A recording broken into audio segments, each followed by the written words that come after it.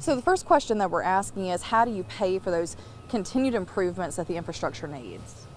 Well, the way I intend to pay for the continuing structure or the capital outlay for those projects will be by making sure that we put Jackson on a sound financial footing. Having said that, we need to restructure our bond rating so that it will reflect a positive speed for us to get our monies and not go ahead and keep going spiraling down. Without a good credit rating, we can't energize our bond rating at all. But what we need to do is make sure that we do a good job in recruiting businesses and our citizens to add to our tax base. It's properties like that that's behind me that is helping to bring Jackson down as far as tax bases. What we want to do is make sure that we get those properties back online.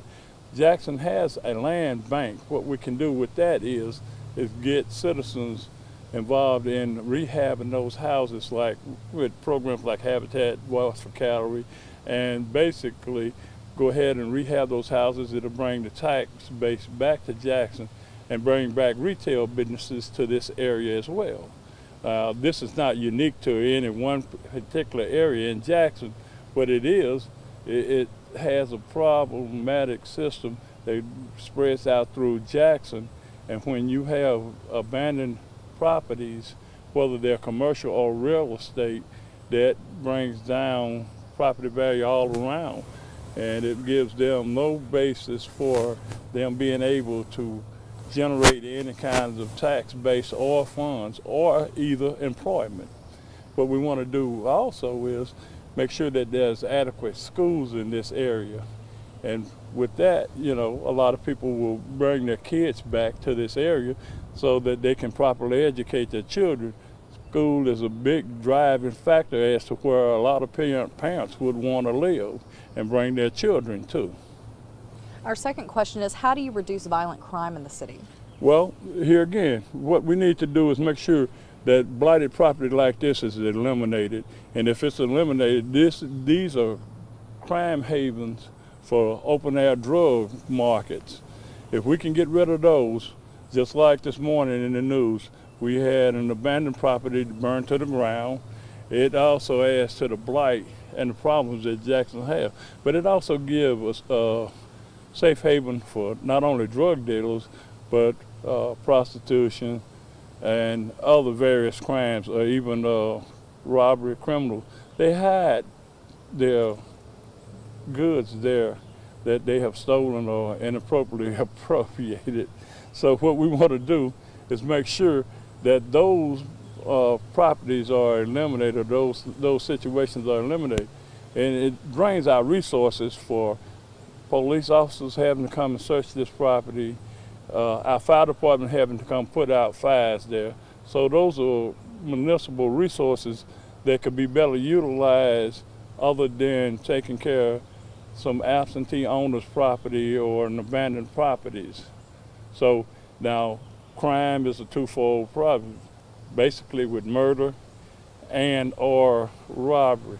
Murder is a crime that's not real preventable, but it's usually done by someone that a person knows, or a particular situation where it's a friend or family.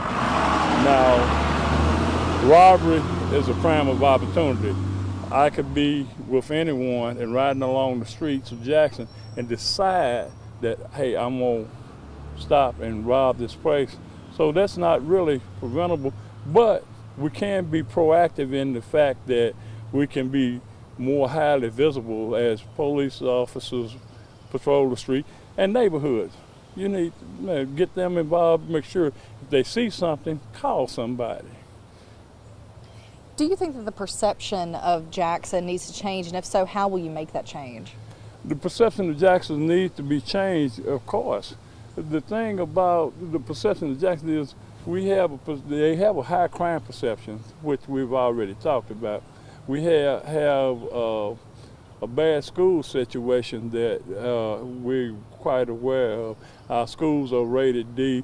We need to make sure that they come online and implement programs like the STEM projects, which is science, technology, engineering, and math skills. Everybody will not go to college, but you can give them skill sets that will attract businesses to the Jackson area. So what we want to do is make sure that they have those opportunities to implement these programs. And addressing the crime and the perception images, we don't have good images with our retail businesses. They're all leaving. All our major employers are leaving.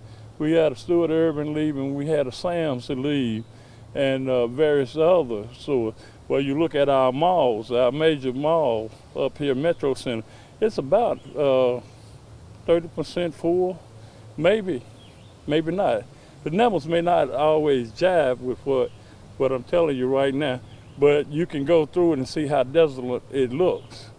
So if we get jobs back in this area, we get our school system back online where it's producing good students, and we get our tax base or our financial situation and back on our financial footing good, we're going to be able to move Jackson forward and put it in a better light. We're going to have to do things to improve our infrastructure, which is a valuable part of bringing businesses back. We're going to have to get our water system and consent decrees straightened out so we won't be draining money. We're going to have to make sure that there are no major lawsuits against the city of Jackson. What we need to do is make sure that those monies, instead of being spent in fines, are put back into the city to bring its image up.